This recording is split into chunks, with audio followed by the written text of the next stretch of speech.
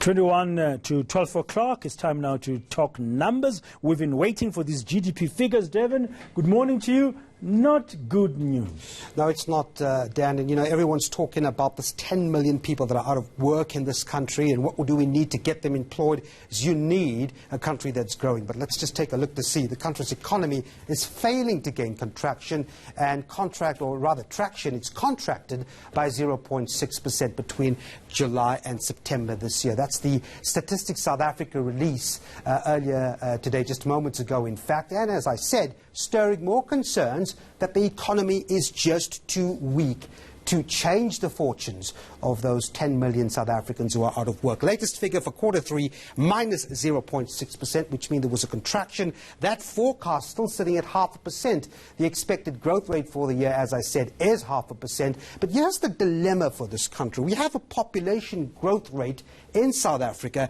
at 1.5%. And unfortunately, the economy is only growing, as far as forecasts are concerned, at 0.5%. Now, try and find jobs in this scenario. It would be very difficult. Let's take a look in context what it means for South Africa. While the rest of Africa is expected to grow above 2%, or 2.6% in this case, if you eliminate Nigeria, South Africa, and Angola, that growth rate for Africa is about 4%. And look at the difference as far as South Africa's forecast growth is concerned. Just 0.5%. Load shedding, strikes, insufficient investment and weak demand saw the economy shrinking by 3.1% in the first 3 months of the year. It then rebounds to 3.1% in the second. But then, of course, we get this dismal figure coming out today. The danger, as economists have been saying, is that our population, of course, has just been growing too fast to actually absorb labor, much needed labor. Well, political economist Siya Baneza joins me now for more on this. Siya, thanks very much indeed for talking to us. I mean, it was expected, but at 0.6%, it just leaves hope for job creation in this country very bleak. Yes, definitely. And I think if we are to reach the projected 0.5%, that means that in the coming quarter, the fourth quarter, which ends now in December, we need to achieve at least 1.1% growth. And already, that's a projection that's below last year's annual figure of 0.8%. So quite a dire condition.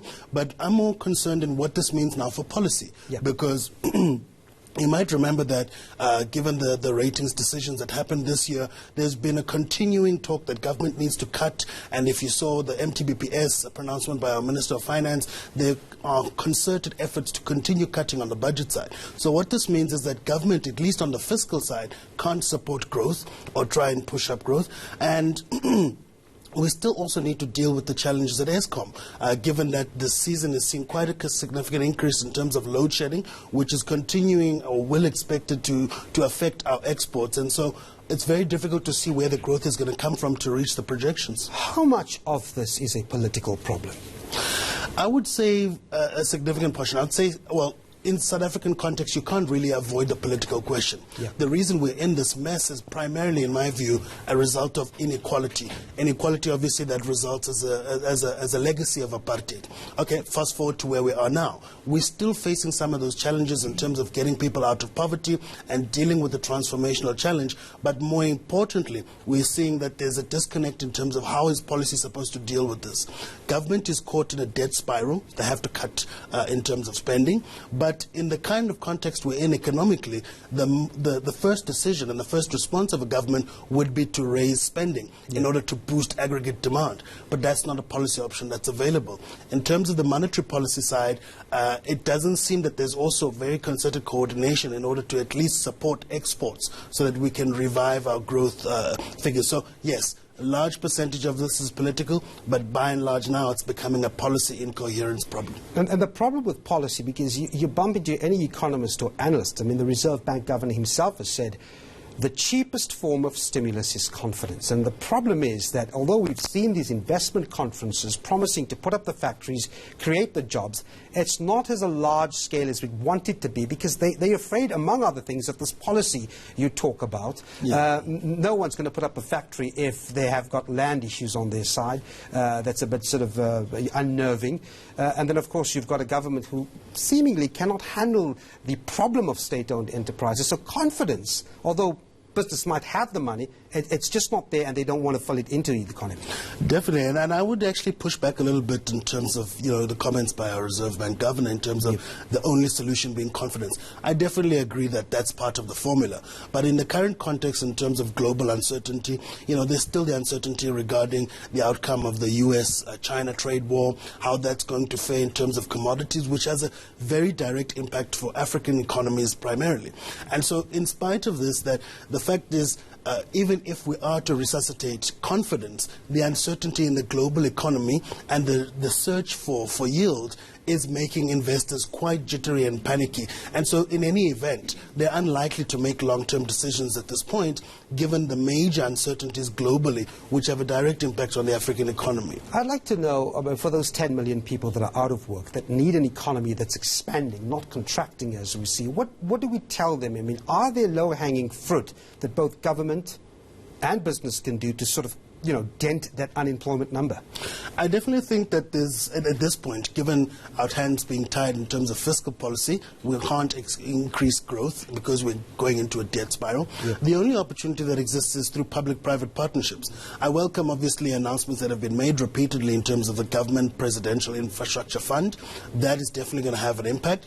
But, other things in terms of how we resolve the state-owned enterprise problems, if you take a leaf from the SAA book, for example, in this touted merger with Ethiopian Air, I think those are some of the low-hanging fruits that will allow us to then deal with the leakages at the state-owned enterprise level, but also increase our productivity there, so that we can actually allow government, in terms of the public sector more broadly, to contribute towards a revival of growth. And, given the current constraints fiscally, we can't really rely on government spending to increase and save the economy. And so we need to have a public-private partnership moving forward. Well, and just finally, I mean, that's part of the structural reforms that business and investors want to see. What's your take, finally, on what happened yesterday? We've seen the Competition Commission come out saying that, look, guys, data costs have to come down. We know it's a pivotal factor in growing this economy, the need for cheaper, affordable data so that businesses can get off the ground.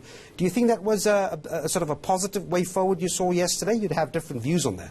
Definitely. I think I very much commend the work of Minister Patel and the Competition Commission that have done, and in the amount of inquiries that they're taking into consideration, the medical inquiry included. I think that if the ANC-led government is going to be serious about dealing with the problems of inequality, trying to revive growth, we need to deal with issues of competition in the economy. The economy is far too formalized. A difference between the South African economy and the rest of the African continent is that there's a large informal sector that's also supported by government, which allows people to earn an income in spite of not having a job.